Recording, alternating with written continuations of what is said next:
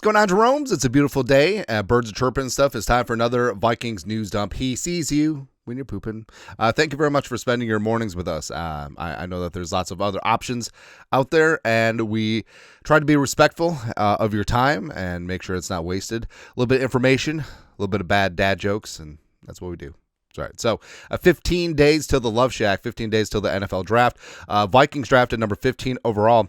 I was scrolling for a while, and I was thinking that maybe they weren't any drafted, but then they got all bunched up way. Vikings inaugural draft, 1961. Tommy Mason in the first round. Francis Tarkenton in the third round. Second round pick, Rip Hawkins, linebacker out of University of North Carolina. Come on, raise up. He does look like a Rip, doesn't he? I'm not looking forward to the Rip and Beth spinoff. I'm not going to lie. It's just going to be Rip's going to do tough things. And then Beth is going to get drunk and then curse a lot and smoke. That's it. That's literally the premise of the entire show.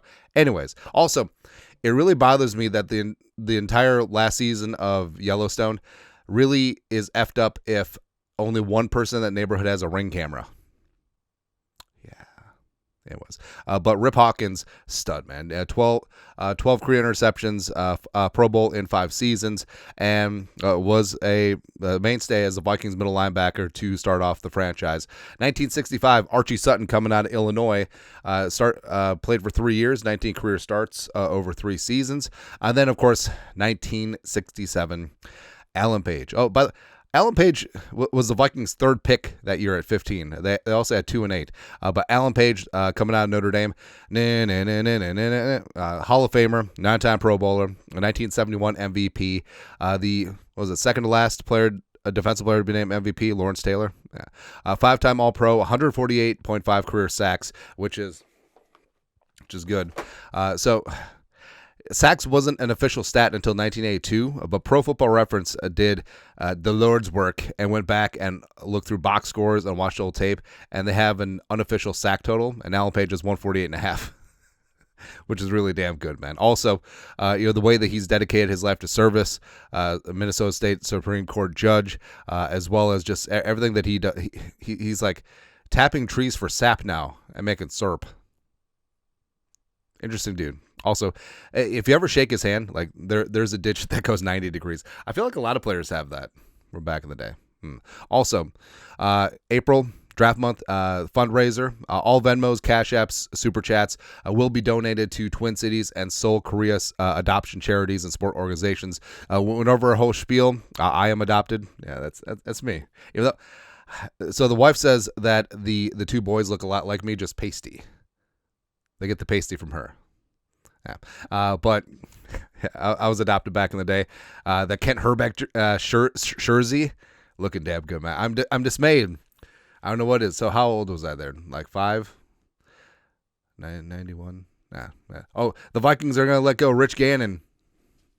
He's going to be MVP. Yeah.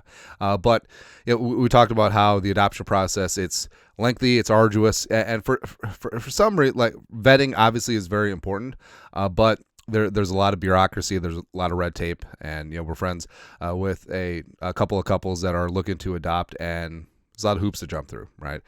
Just all this support for the kids, for the families that want to grow. It's important, right? And our original goal for the month, $2,500, currently at $12.75, somewhere in there. So yeah, I think we'll be popping that up, especially as the draft approaches the end of the month. So thank you very much for donating. Jerome's are very good at paying it forward. You guys are the best. Also, so I know. People are sort of out on Jack Jones, but I just can't get by how freaking talented this guy is. Like, he is a legit ball hawk. He's a big player and a big play waiting to happen. Yeah. Here he is back with the Patriots, picking off Hawkinson when he was wearing the wrong jersey, and he cleared waivers. Now he's a free agent. And what's interesting is that when he was initially waived by the Patriots in 2023, before the Raiders claimed him, the Vikings did put in a waiver claim. Of course, the Raiders had higher priority, and they got Jack Jones. And Jones had sort of a down year last year with the Raiders. I don't think they used him properly, as well as he and Antonio Pierce obviously had some friction. So he was dismissed from USC. He was suspended at Arizona State. he was let go by the Patriots, even though he was very, very good for a year and a half. And then now been jettisoned by the Raiders, who the Raiders need all the defensive help they can get, but they were just still like, nah. So I understand the whole thing about locker room cancer and all the character stuff and all that. Fully understand.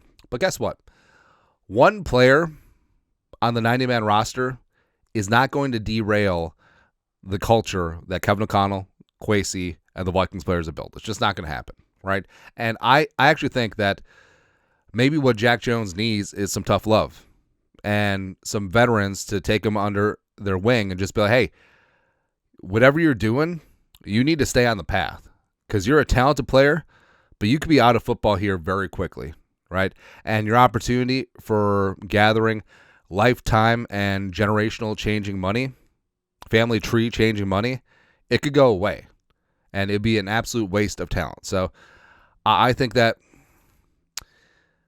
we are sort of the team of Mama, I can change him, and also the team of second chances. Also, you look at a guy like Chris Carter, who was out of Philly. Buddy Ryan tried to spin it. All he does is catch touchdowns. That's why we waived him. It wasn't the other problems that he had. Vikings claimed him off of waivers for $100, and the rest is history, right? I think that Jones is in that similar skill set. I really do. I believe in this kid, and if he wants to be great, he can be, right?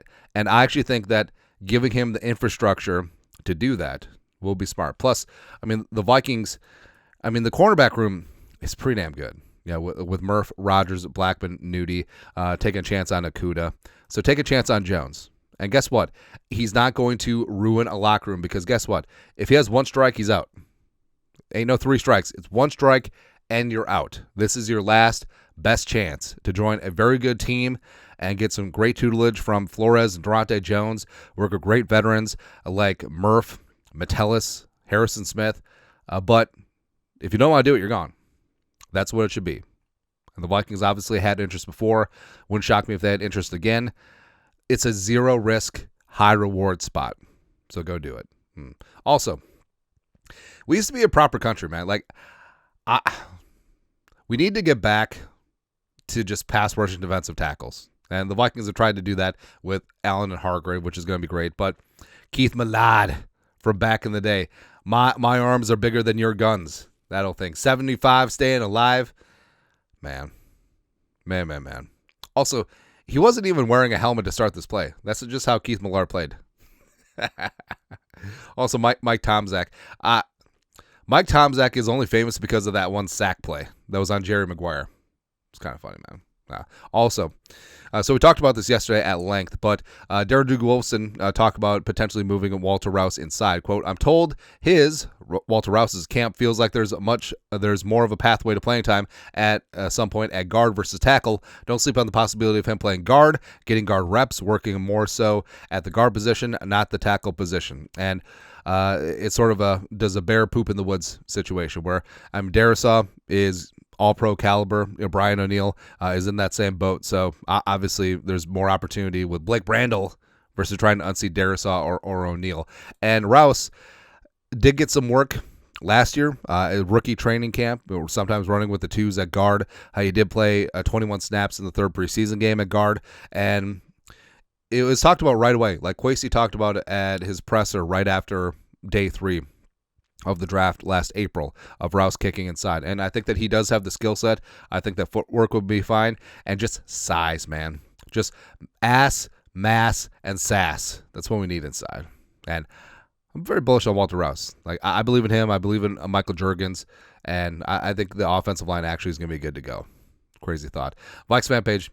Despite signing multiple players at the position, Ben Gessling says to keep an eye on defensive tackle at pick 24 if they plan to stay there. You mentioned on K-Fan. Gessling also says cornerback, safety could be in the mix as well, and briefly touch on O-line. So basically, all positions. All right, and yeah, the Vikings are in the back third of the first round, so crazy things can happen. But yeah, defensive tackle does make sense because Phillips is getting towards 30. Hargrave is 30. Hargrave's 32, and Jonathan Allen is 30. So the Vikings, even though they got a couple good years of ball left in them, you want to start estate planning. And at 24, if Derek Harmon is there, if Walter Nolan, Kent Grant gets there, obviously you should and could partake. Darius Alexander from Toledo, I love as well. So even if the Vikings stick him pick or if they trade down, defensive tackle certainly could be on the Vikings wish list as they look to go B, P, A. That's right. Also, love some names on here.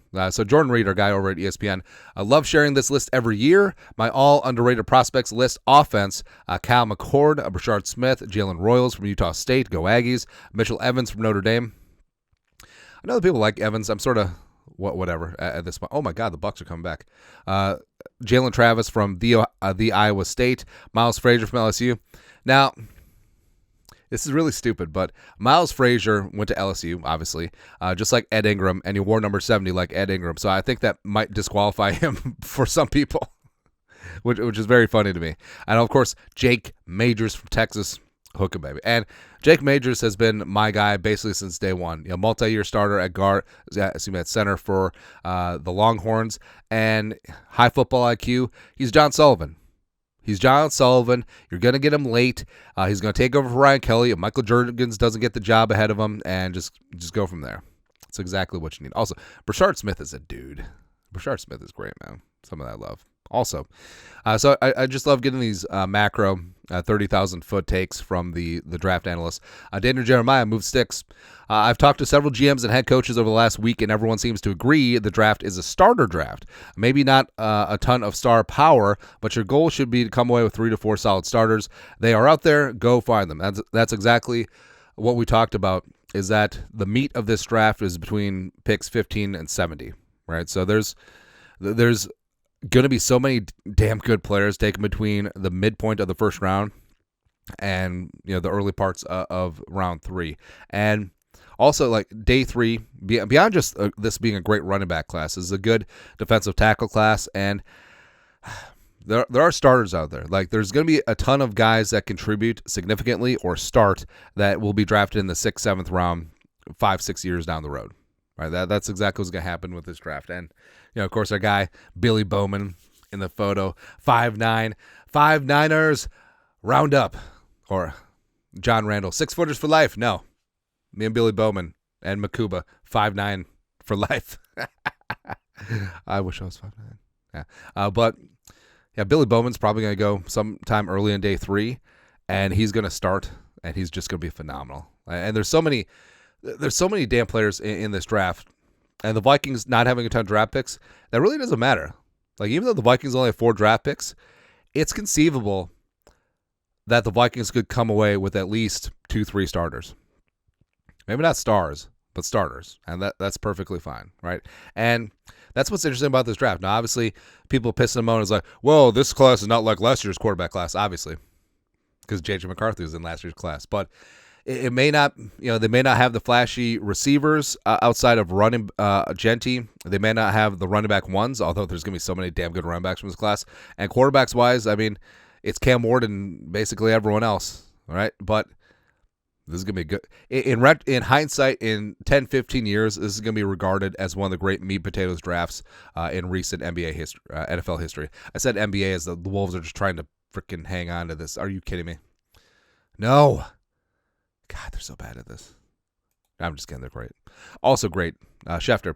Notre Dame cornerback Benjamin Morrison, again, a guy who's going to fall in the draft, but definitely could be a starter soon, who missed much of last season due to a hip labrum repair. Didn't participate in the Combine or Notre Dame's Pro Day. Will do positional workout for teams on Monday, April 21st, at his high school in Arizona.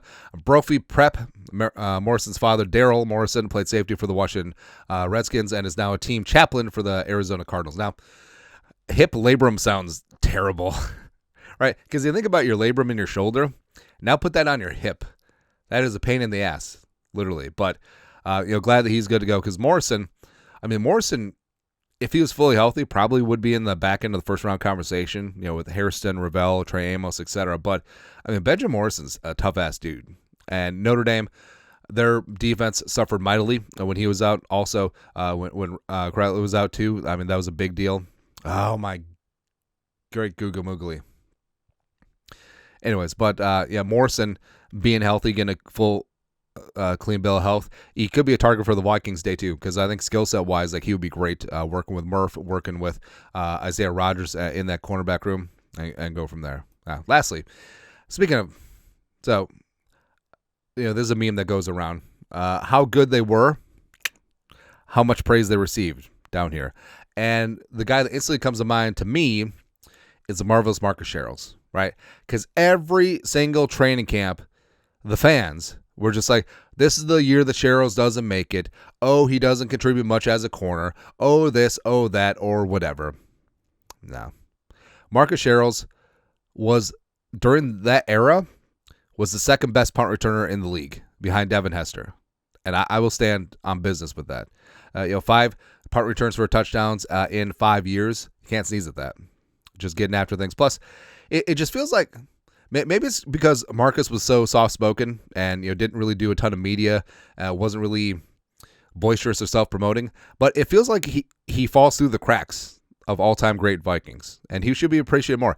Literally, John Marshall High School, Rochester, Minnesota, walk-on for the Gophers, eventually became a star there, undrafted free agent tryout, not UDFA, priority UDFA getting $250,000 guaranteed, tryout. Right, at rookie camp, try out, right? And then he worked his way up, became the primary punt returner, and everything else is history. I feel like Sherels definitely deserves way more credit. He was so good, right? And I feel like, don't it always seem to go, you don't know what you got till it's gone? And then we got like D.D. Westbrook out there, like fumbling stuff. Nah. And what's great about Sherels is, obviously he could bust one, as evidenced by 5 returns in 5 years, but he was very good at securing the ball. Like, there's very rare when he would muff one, or if he would just let a ball bounce and roll, because that is that hidden yardage. And doesn't matter the conditions, because the Vikings were playing outdoors for a couple of those seasons. It doesn't matter the conditions. Fielding the punt, not letting it bounce, getting that fair catch in, securing the football, that's huge. I mean, yeah, you can bust one all you want, but if you're not doing those small things that make up for the hidden yardage, you ain't going to make it. And Sherels did all of that. Super underrated. It's my vote. Anyways, that's it. That's it. Vikings newsed up. I swear to Christ that the Wolves blow this game. That's all. You guys are the best, to do. Skull, production value.